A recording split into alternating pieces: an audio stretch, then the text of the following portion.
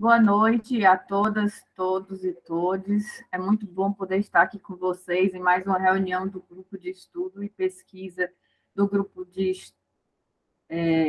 História das Práticas da Saúde e das Doenças. Hoje, vamos dizer assim, a gente tem uma convidada muito especial, que é a professora doutora Edilene Raimundo do Nascimento.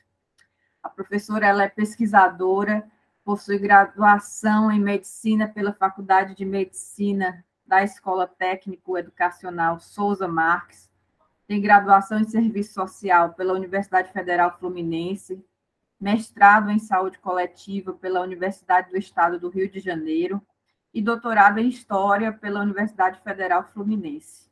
Atualmente, ela é pesquisadora aposentada da Fundação Oswaldo Cruz e docente do programa de pós-graduação em História das Ciências e da Saúde, também da Casa Oswaldo Cruz.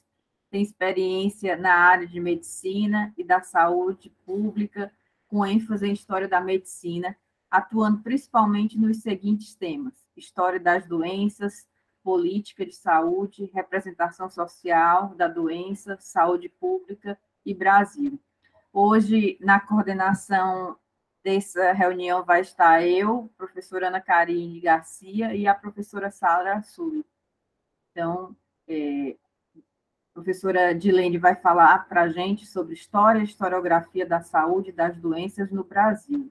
Esteja à vontade, seja bem-vinda, Dilene, e a palavra é toda sua. Ok, boa noite, obrigada, Karine, agradeço o convite para conversar com vocês, esse grupo altamente produtivo, né? Tenho sempre notícias de vocês, em suma.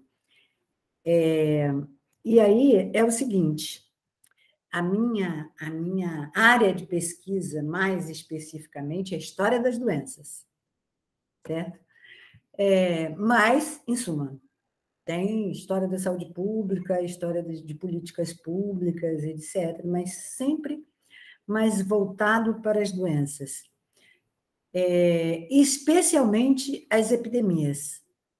Então, assim, eu pensei o que conversar com vocês e eu poderia, assim, pensar com vocês os vários caminhos para a história e historiografia das doenças, né? A gente pensar tudo que está relacionado à doença. Se a gente fizer um gráfico, né? Colocar a doença no meio, por exemplo, né? Vai ter ligação com as instituições médicas, vai ter ligações com as políticas públicas, vai ter ligações com classes sociais, vai ter ligação com os médicos, vai ter ligação com organizações sociais, né? As ONGs, organizações não governamentais. Em suma, então, a gente pode fazer uma pesquisa em história das doenças e pegando um desses vieses, entendeu? Ou dessas áreas para relacionar com a doença, né? Mas eu preferi falar sobre as epidemias mais concretamente, entendeu? Que eu acho que fica mais fácil, né? Quando a gente começa a falar das coisas mais concretas, entendeu? E aí eu trouxe para vocês uma conversa sobre as epidemias que a gente já teve, né? As epidemias que já foram estudadas, né? Tentando ver o que elas têm em comum, né? Não é o que a gente aprende com elas, porque no final a gente não aprende tanto assim, entendeu? Esse período de pandemia, de isolamento, eu fui muito solicitada para falar sobre história das epidemias e tal, e uma das coisas que perguntavam, assim, o que a gente aprendeu com as epidemias? Eu falei, pelo visto não aprendeu muita coisa, né? Senão a gente não estaria com mais de 660 mil mortos no Brasil, tendo vacina, né, eficaz para proteger contra a Covid. Mas é o que as pessoas todas ficam na expectativa, né, de saber o que vem, o que vai ser após pandemia e o que a gente aprende para uma próxima epidemia, né? Mas a gente tem que ter sempre em conta que a epidemia acontece num determinado lugar, num determinado momento, né? Não é em outro lugar, nem em outro momento. Quando ela acontece em vários lugares ao mesmo tempo, é pandemia, como foi a pandemia da peste, como foi a pandemia de AIDS, como está sendo a pandemia da Covid, porque ocorre epidemia em vários lugares diferentes ao mesmo tempo, né? Mas, para a gente analisar uma epidemia ou pandemia, analisar a doença, a gente tem sempre que levar em conta o lugar e o momento, né? Isso é um dogma da história, inclusive, né? É o tempo e o lugar, né? Para a gente poder ter respostas mais eficazes ou mais esclarecedoras, né, sobre aquela pandemia, né, ou aquela epidemia. Né? Então, assim, eu proponho aqui a gente analisar algumas epidemias, né, de passadas, epidemias ou pandemias passadas, e perceber até se poderíamos tirar alguns ensinamentos desses processos históricos. E ao falar das epidemias, a gente vai ver o que resulta como ensinamento, né? Então, assim, partimos do princípio de que as epidemias, em geral, são episódios de existência breve. A gente está vendo aí uma experiência que não está sendo breve, né? Mas é de forma intensa e arrebatadora, né? Em geral, que causam aos homens o medo da morte e da desagregação. Essa é a pior ameaça das epidemias, né? As doenças crônicas, elas ocorrem no âmbito mais privado, né? No âmbito mais individual. Quer dizer, no âmbito coletivo, o que ocorre são as epidemias mesmo, né? E é um fenômeno social, não é só o vírus ou a bactéria, né? Não é só a Covid, por exemplo, 19, não é só a peste, mas é todo todo o impacto social que a doença causa e a forma como a sociedade tenta enfrentá-la, ou não, né? Ou não, enfrentá-la ou não enfrentá-la, né? Em geral, ela instaura uma crise que rompe com o equilíbrio da sociedade, criando tensões e conflitos, né? Ela coloca em xeque a capacidade dos serviços de saúde na assistência aos doentes, coloca em xeque a capacidade da ciência biomédica no tratamento dos doentes e no controle da doença, coloca em xeque a gestão política do governo da hora, né? Coloca em xeque as crenças religiosas, ao mesmo tempo em que impõe uma reordenação social, pois desnuda as mazelas e desigualdades sociais onde ela ocorre. Ela desnuda, mas a Covid, por exemplo, trouxe de uma forma muito clara, né, a questão do racismo, da vulnerabilidade social, da desigualdade social que existe no Brasil, e que são todos estruturais, né? Então, um racismo estrutural, não basta uma pandemia ou uma epidemia para mudar essa situação, né? As estruturas têm que mudar, né? E é um trabalho de formiguinha isso, né? É um trabalho que demora bastante, né? Eu começaria pela peste negra, por considerá-lo um evento inaugural das epidemias e pandemias, né? Até ocorreu epidemia antes, mas são bem menos estudadas e se tem dúvidas em relação à doença que realmente causou a epidemia, entendeu? Tipo peste de Atenas, que não foi uma peste, né? Tem estudos sobre peste de Atenas, mas peste de Atenas não é exatamente uma peste, é uma outra doença, que ocasionou a epidemia, né? Os primeiros registros históricos remontam aproximadamente a 3.000 anos, né?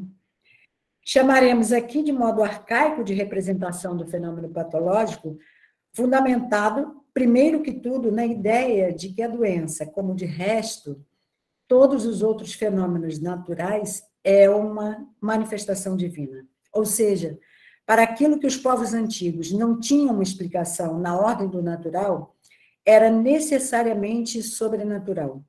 Assim, praticamente quase todas as manifestações de forte impacto sobre a comunidade eram percebidas como expressões da vontade dos deuses, né?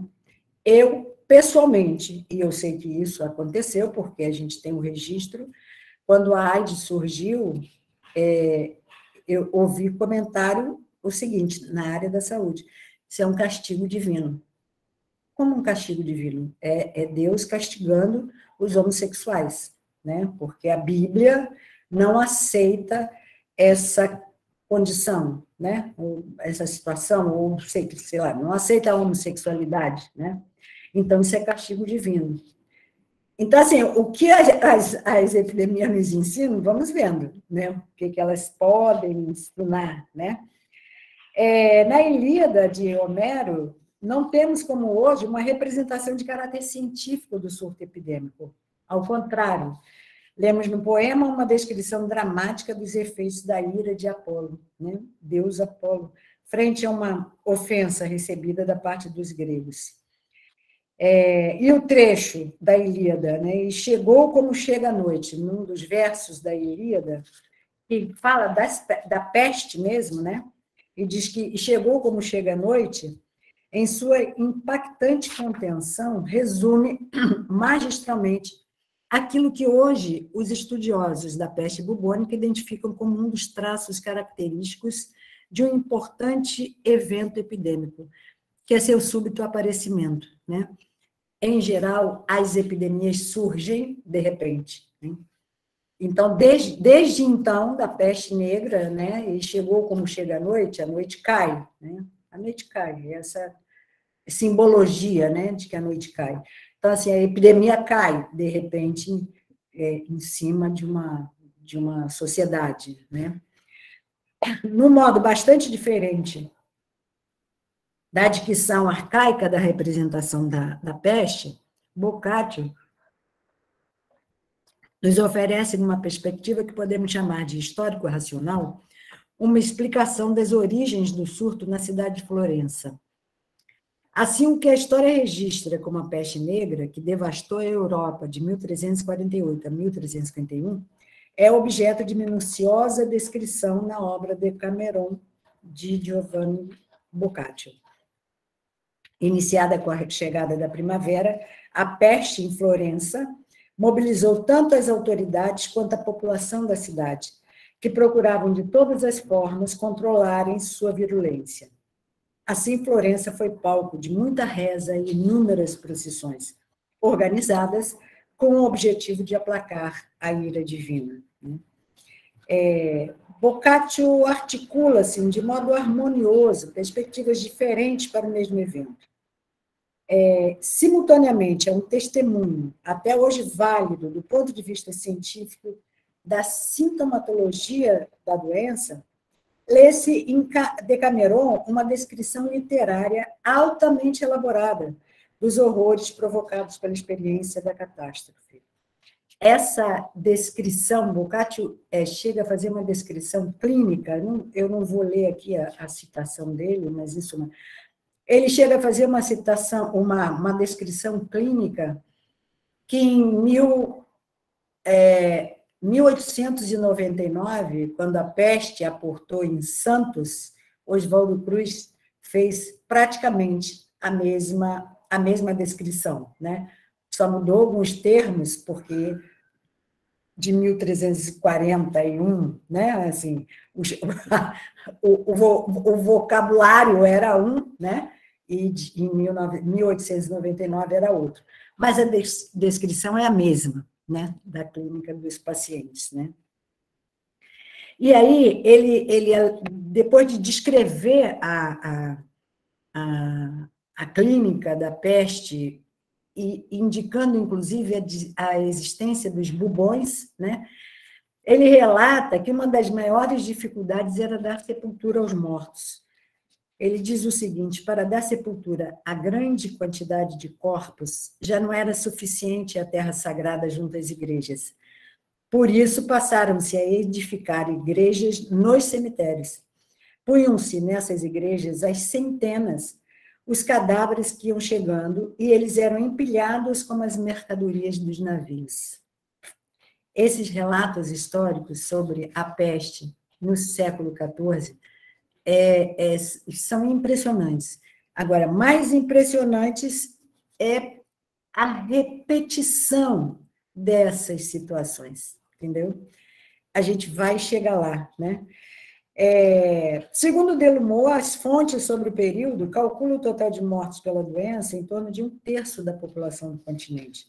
Essa proporção, porém, foi maior em algumas localidades, quer dizer, 1/3 da população europeia, mas alguns países tiveram mais, outros menos, né, óbitos, casos de óbitos pela peste, né? A Europa conheceu outros momentos em que a peste ceifou grande número de vidas, né? Segundo Defoe, a doença atacou Londres em 1665, onde morreram cerca de 68.500 pessoas. Em 1720, em Marselha, né? Matou aproximadamente 50.000. Depois dessa grande epidemia, a peste desapareceu da Europa, ficando restrita ao Oriente, especialmente à Índia e à China. Isso são informações do Delumeau, né? E aí, assim, aquele negócio, a epidemia chega, né? Ela chega de repente, ela tem um tempo, mas o fim dela, o final dela, ou o desenvolvimento dela é incontrolável, né? A gente não tem como antever isso, né? A gente pode antever que a situação vai ficar pior ou não, em função de um governo que a gente tenha, né? Quer dizer, em função de medidas que são tomadas pelas autoridades responsáveis por isso, né? Mas não tem certeza, né? Foi na China, especificamente em Hong Kong, que a peste reapareceu no final do século XIX, com sua característica devastadora, matando cerca de 100.000 pessoas, apenas no ano de 1894. Em 1896, a peste se espalhou para a Índia, onde aproximadamente 1.300 pessoas morreram apenas nos 2 primeiros anos de epidemia. Em se tratando de colônias de países europeus, pesquisadores do Instituto Pasteur francês e do Instituto de Berlim foram enviados para esses lugares para estudar a peste e avançar no conhecimento sobre a doença. Dá para ressaltar aí, quer dizer, o interesse não era pela população que estava sofrendo, né? Que estava adoecendo com a peste. O interesse é que aqueles locais, né, eram colonizados pelos países europeus. Então, os cientistas foram para lá para descobrir coisas, né, estudar a peste na vigência da doença, né, da epidemia, para poder controlar em suma, mitigar a epidemia na população, né? Que interessava para eles, né? E foi exatamente nesse período que se descobriu as questões da peste, né? Se descobriu que a causa era uma bactéria, né?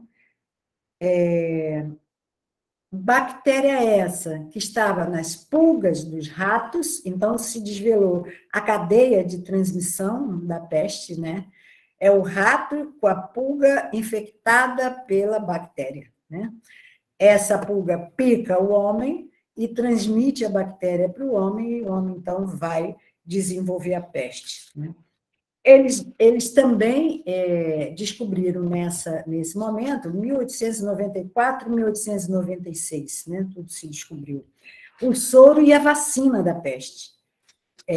Tudo testado nesses lugares, lá em Hong Kong, especialmente, que estava tendo a epidemia.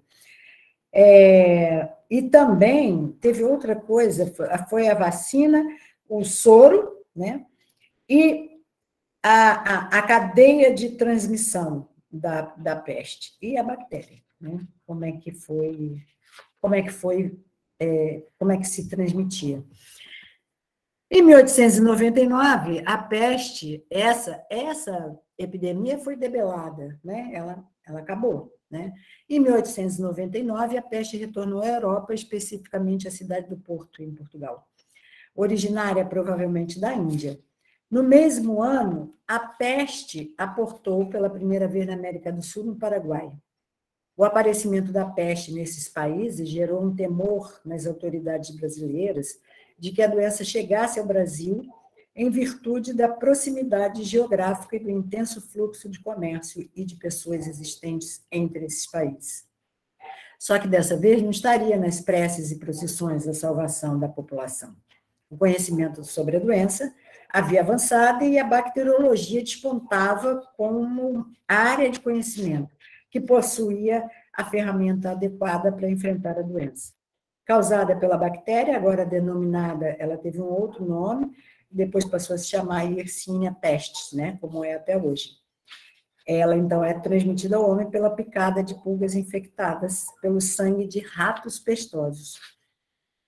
Como uma medida sanitária, no sentido de prevenir a chegada da peste no Brasil, tão logo se teve a notificação de sua existência na cidade de Porto, o diretor-geral de Saúde Pública, Nuno de Andrade, à época, tomou a decisão de estabelecer quarentena aos navios vindos de Portugal que aqui aportavam. Essa medida suscitou um enorme debate no Brasil, sob a justificativa de que impactaria de forma muito negativa a economia brasileira, ancorada no comércio exterior, quer pela importação de produtos, quer pela exportação do café brasileiro, né? E quer pela necessidade da chegada de imigrantes como mão de obra para as plantações do café. Observa-se, então, que esse debate entre saúde e economia é recorrente em alguns contextos de epidemia, né? Soa meio familiar para os dias de hoje isso, né? Bom, o temor da invasão pela peste confirmou-se em 1899, quando a peste chegou em Santos, né? Santos era um porto de grande importância no país e uma cidade paulista, né? E era a porta de entrada de crescente número de imigrantes europeus que vinham substituir a mão de obra escrava, até então utilizada nas fazendas de café. Esse fluxo imigratório tomou impulso a partir do último quartel do século XIX. Assim foi também a porta de entrada da epidemia de peste, que assolou várias cidades brasileiras no início do século XX. Oswaldo Cruz foi a Santos confirmar o diagnóstico de peste. Ao distinguir os principais sintomas da doença, corroboram, como eu falei, com a descrição feita por Boccaccio, né, em 1348. Febre alta, sede intensa e cansaço após alguns dias ao aparecimento dos bubões, gerado pela inflamação dos gânglios linfáticos, sendo essa a principal característica da doença. Sem tratamento, na maioria das vezes, o bubão rompe, levando o paciente à morte. O governo brasileiro empenhou-se em fazer uma provisão de vacina e soro antipestoso, mas teve bastante dificuldade, haja visto que existia a epidemia no Porto, né? Então, quem fabricava o soro e a vacina eram os laboratórios europeus, que, na verdade, estavam enviando esse microbiológico, né, para Porto, né? E aí foi a chance para Oswaldo Cruz, fazendo aliança com os sanitaristas de São Paulo, criar Butantan lá e a Fiocruz aqui, o instituto que depois virou o Instituto Oswaldo Cruz, e hoje é a Fundação Oswaldo Cruz, né? Então, assim, o Butantan é de 1899, a Fiocruz é de 1900, que, aliás, 25 de maio, ontem fez 122 anos, né? Desde então, nunca arrefeceu na luta a favor da saúde pública da população, né? Então, assim, aí foi aceito. A proposta de Oswaldo Cruz e toda a articulação que ele fez com os sanitaristas de São Paulo, né, foi exitosa, porque o Butantan foi criado e a Fiocruz também, né? Lá em Santos, também teve quarentena para os navios que chegavam em Santos, né? Então, novamente, lá gerou um intenso debate político e reações pelos prejuízos sociais e econômicos produzidos por essa medida, né?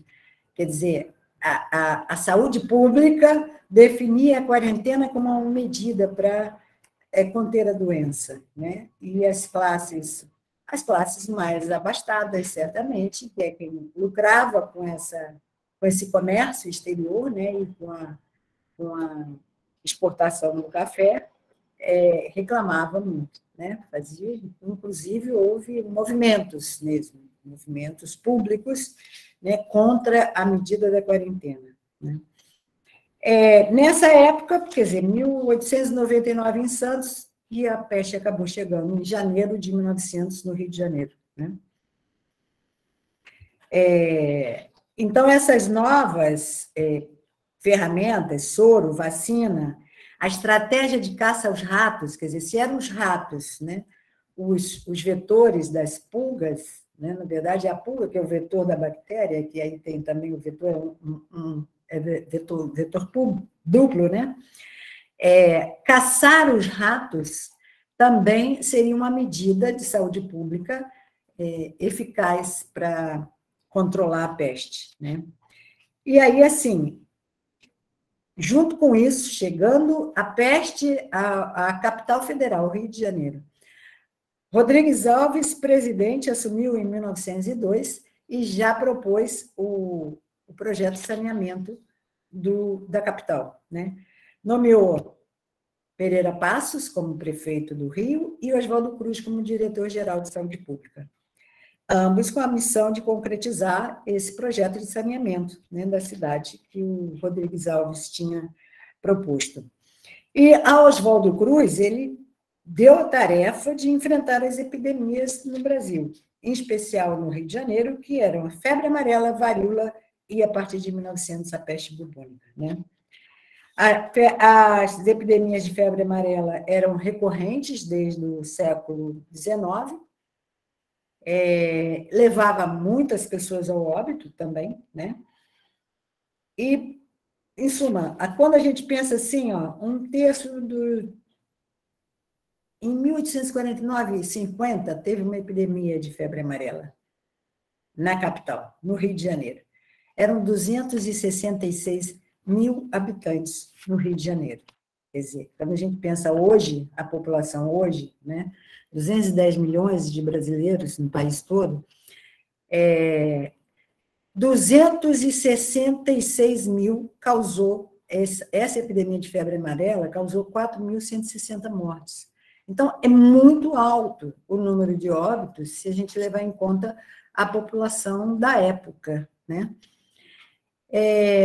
Então, assim, a febre amarela, o Oswaldo Cruz deu conta porque ele acatou a ideia, né, a defesa do pesquisador cubano de que a febre amarela era causada por um vírus que tinha um mosquito como vetor. Esse mosquito que causa dengue, que causa chikungunya, que causa zika. É o mesmo, também a febre amarela, que é o Aedes aegypti. Ele, não satisfeito em causar a febre amarela, ele depois causa dengue, causa chikungunya e, por último, a zika, que arrasou geral, né, mesmo assim. era o pesquisador Carlos Finlay, né, que tinha identificado esse mosquito como vetor da febre amarela. Então, Oswaldo Cruz, o que ele fez? Botou a brigada lá de mata-mosquito para pulverizar qualquer possibilidade de foco de mosquito na cidade do Rio de Janeiro. E acabou, né, ao longo de alguns anos, já conseguiu controlar a febre amarela.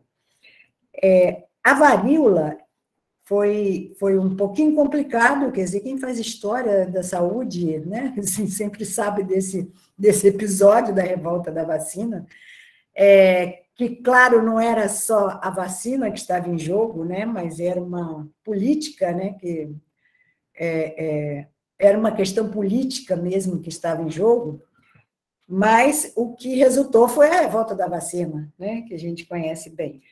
Então, assim, Oswaldo Cruz, porque a vacina da varíola já existia há muito tempo.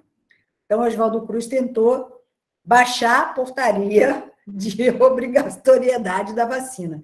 E aí o povo se revoltou, ele suspendeu essa obrigatoriedade, mas acabou arranjando outras formas, né, de efetivamente vacinar a população, né? E mais adiante, a gente não teve mais epidemias, grandes epidemias de varíola, tinha casos, né, mas a miúde, e a varíola foi erradicada em 1979, né, recebeu o certificado, eu acho que em 1980, né. E em relação à peste, ele fez a caça aos ratos, né, pagava as pessoas para caçar rato, e aí tem histórias, né? Tem charges, né? Com o seu Amaral, que passou a criar ratos para poder vender para a saúde pública. Aí acabou suspendendo isso, mas permaneceu a caça aos ratos, né? E também veio a controlar, pelo menos no Rio de Janeiro, a peste, né? Então, a gente vê assim, foi a vacinação que se constituiu como a prática sanitária eficaz no sentido de diminuir e mesmo controlar as epidemias de varíola, né? E no que diz respeito a essa erradicação da doença, quando a varíola veio a ser erradicada, mostrou claramente assim, a interseção entre a ciência, a política e a sociedade, né? Então, a ciência que tinha a ferramenta eficaz para evitar a doença, para que a população evitasse a doença, a sociedade que já aceitava essa medida, né, da vacinação, e a política, né? Quer dizer, uma decisão forte, coesa, assim, vamos erradicar. Então, a saúde pública se empenhou nisso, né? Aí, quando chegou 1918, veio a gripe espanhola. E aí, o Carlos Seidel, que era o diretor-geral de saúde pública, foi numa reunião na Academia Nacional de Medicina e disse o seguinte, foi dia 11 de outubro, a gripe espanhola chegou em setembro. 11 de outubro, quer dizer, já estava quase que no meio do caminho, porque ela acabou em novembro, ele foi na reunião da academia dizer que se tratava de uma gripe benigna. Não passava de uma simples influenza. Que também nos faz lembrar, né, assim, nos é familiar essa posição, né, de que é uma gripezinha, né? Só que naquela época ele foi exonerado, né? Ele foi exonerado, o Teófilo Torres assumiu o cargo, né? E aí, porque ficou claro que não era uma gripezinha, né? E uma população, um mundo já combalido, né? Pelo final da Primeira Guerra Mundial, né? Foi devastadora a gripe espanhola, não só no Brasil, mas no mundo inteiro. Foi uma pandemia mesmo, né? E aqui no Brasil durou de setembro a novembro. Mas, tal como a gente falou em relação à peste, em relação às outras coisas, assim, ela também surgiu de repente, né? Então, o navio Demerara, a porta no Brasil, Carlos Seidel não fez nada, né? Soube que tinha griposos no navio, não evitou que as pessoas descessem. Aí o navio aportou em Pernambuco, na Bahia, Rio de Janeiro, né? E espalhou a gripe espanhola no Brasil todo, ele mesmo. E aí, de repente, você tinha inúmeras pessoas com a gripe e morrendo da gripe espanhola, né?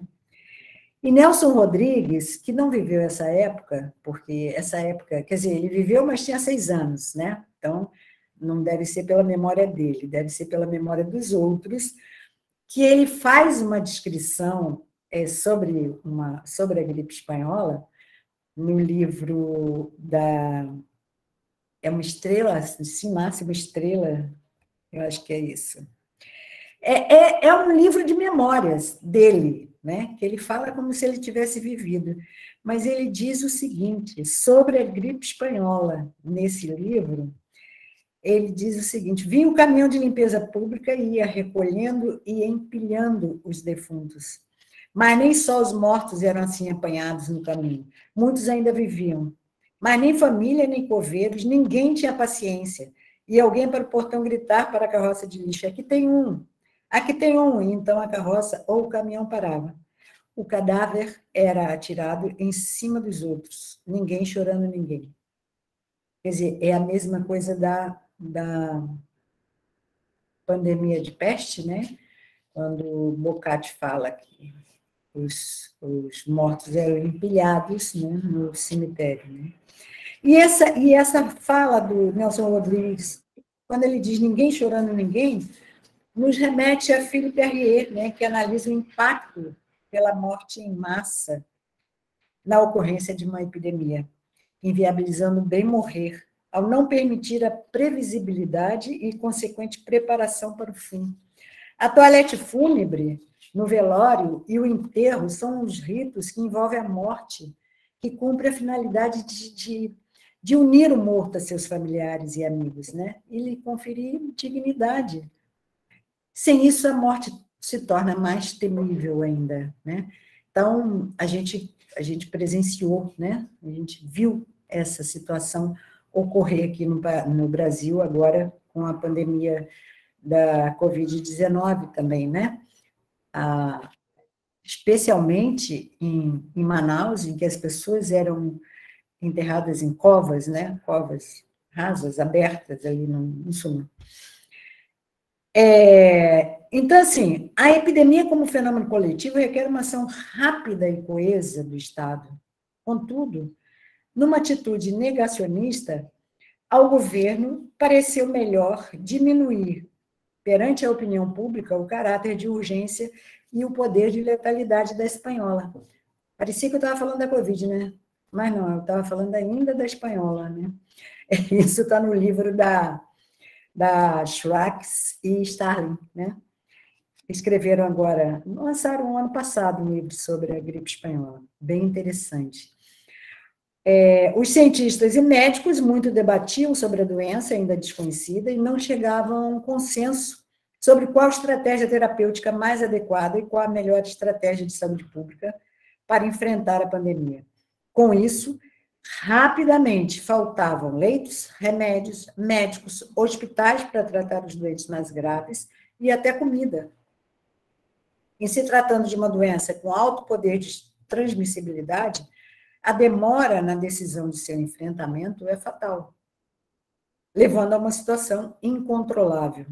Os serviços da cidade foram restringidos ou mesmo fechados, não exatamente por uma política estabelecida pela saúde pública, mas porque as pessoas adoeciam, morriam, e os serviços não tinham pessoal para trabalhar. Essa situação lembra até a música do Raul Seixas, né? O dia que a Terra parou. A Terra parou porque faltou... Ninguém foi à escola porque faltou o professor, ninguém foi à missa porque faltou o padre, isso, e por aí vai. Toda vez que eu lembro disso, eu me lembro da música do Raul Seixas, né? Bom, então, como eu já falei, o Carlos Ceider foi substituído por Teófilo Torres. Teófilo Torres convidou Carlos Chagas para assumir assim, a tarefa, né, de dar combate à gripe espanhola, mas já estava também no final, né? Já era novembro, acabou. E aí foi um carnaval em 2019, em 1919, assim, fantástico, né? Tem um artigo na revista de Manguinhos, do Ricardo Santos, que ele fala sobre esse carnaval, inclusive com imagens, né? Bem interessantes também. Bom, no final do século XX, a gente tem a emergência de uma outra epidemia, a AIDS, né? Que colocou em xeque a biomedicina. Nesse momento, a crença era de que, no tocante às doenças infecciosas, tudo estava revelado e, portanto, a luta contra todos esses males estaria praticamente ganha, uma vez que haveria meios de controlá-los, do ponto de vista da ciência e da saúde pública, sem maiores dificuldades. Lê do engano. A AIDS veio opor seu enigmático poder destrutivo a essa crença. Né? Num primeiro momento, a síndrome simplesmente aparece. São 4 casos nos Estados Unidos, né? E no Hospital da Flórida, aparece. Em suma, são descritos e publicados no boletim do CDC, e daqui a pouco é outro caso, e outro caso, e outro caso, e também as mortes, né? Os óbitos, nos primeiros anos da AIDS, muita gente morreu da doença, né? E aqui chegou no Brasil notícia de uma doença misteriosa, né? Que acometia especificamente homens gays. Então, é claro que o estigma aos homens gays, né? aos homossexuais, foi bastante intenso, bastante forte. Eles passaram a personificar a doença, aquela doença que matava, aquela doença que, em suma, que deixava as pessoas com um corpo totalmente deteriorado. Né? Era uma doença visível, absolutamente visível. Então, assim, ela foi devastadora mesmo para aqueles afetados por ela, né? E os cientistas perplexos, né? Os doentes aterrorizados, a AIDS expandiu sua teia de contágio, né? Por meio das redes de um mundo globalizado, né? Porque as viagens eram constantes, né? E aí foi chamada de peste gay, peste... Tem um nome que parece castigo divino, alguma coisa assim, a ira de Deus, eu acho. Em suma, vários nomes tiveram a AIDS, mas a que mais ficou mais forte foi a peste gay mesmo, né? Tomando o nome da peste lá do século XIV, né? Tudo que era de muito forte e ruim se chamava peste, né? Mas a biomedicina, ao ser colocada em xeque, né, foi rapidamente, né, reagir a esse desafio, né, posto pela emergência da AIDS, e buscou uma explicação para o surgimento, buscou como, o que causava aquela doença, buscou a forma de transmissão, em suma. E realmente foi rápido, né? Realmente foi rápido. Mas, ao mesmo tempo que a ciência rapidamente tentava, né, desvelar o conhecimento sobre aquela doença, os afetados pela doença também decidiram se organizar para enfrentar a doença. No caso, para se protegerem e para exigir do Estado informações sobre a doença, proteção contra a doença e assistência aos doentes, né? Foi uma época realmente muito dramática essa questão. essa epidemia da AIDS, né? Bastante dramática. Então, assim, os afetados pela doença criaram as ONGs AIDS. A gente tem, assim, como uma ONG bastante com muita visibilidade, que foi a BIA, né? Porque foi Betinho que comandou a BIA, que inaugurou a BIA e ficou na direção da BIA bastante tempo. E o Grupo Pela Vida, que teve uma atuação bastante forte, né, nos vários lugares onde ele se instalou. Tinha o Grupo Pela Vida no Rio, mas tinha em vários outros estados também, o Grupo Pela Vida, né? Com uma proposta diferente da BIA, mas com uma atuação bastante eficaz também, né? Para os afetados pela doença. Eles faziam um acolhimento do doente e como Michel Pollack diz o seguinte, inclusive no livro dele mesmo sobre os homossexuais e a AIDS, ele diz que o doente, quando não enxerga no outro, ou a pessoa não enxerga no outro alguém igual, né, tende a se recolher e tende ao suicídio, na verdade. Ele chega a essa radicalização, né? Então, assim, o Grupo Pela Vida funcionou muito para que as pessoas se reconhecessem uns nos outros, né? Então, ofereceu bastante acolhimento, então foi muito bom para as pessoas. E eu digo isso porque eu entrevistei várias pessoas do Grupo Pela Vida, isso é depoimento delas, que estão, inclusive, depositados na casa de Oswaldo Cruz, e todos falaram isso, né? Que a vida delas mudou quando elas entraram para o grupo, né? Bom, e aí a gente chega à epidemia de hoje, né? A Covid-19, e aí a gente vê, quer dizer, chegou de repente, né? E aí, assim, quando o Carlos Seidel disse é uma gripezinha, ele foi exonerado.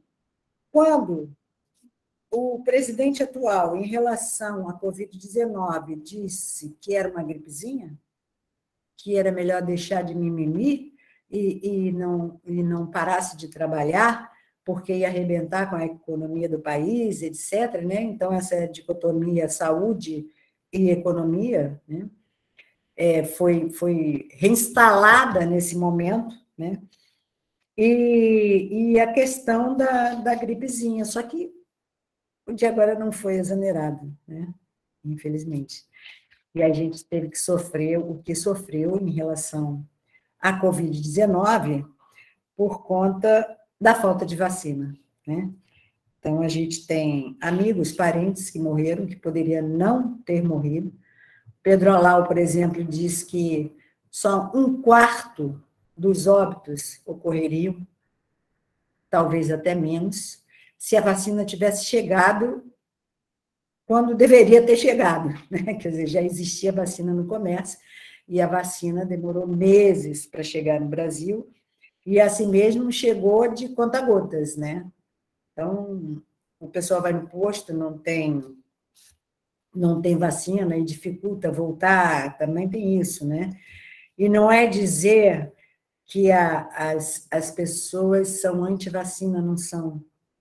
O que, na verdade, o governo e o Ministério da Saúde conseguiu fazer é que as pessoas hesitassem em tomar vacina. Ninguém quer virar jacaré, né? Então, assim, hesitavam em tomar vacina, porque com a erradicação da varíola e logo após a erradicação da poliomielite, né, criou-se uma cultura de vacinação nesse país muito positiva, muito positiva. As pessoas procuram vacina, os pais levam as crianças para tomar vacina, então não foi da parte da população que a coisa não funcionou, né? Foi que não tinha campanha, ao contrário, falava-se contra, era um chip que ia ser instalado no seu braço, era virar jacaré e outras coisas mais, né? Em suma, eu não vou nem entrar em pormenores em questão a Covid, porque isso vocês também vivenciaram, né? Então é isso, eu estou aberta, se vocês quiserem fazer pergunta, espero que tenha sido isso que vocês queriam.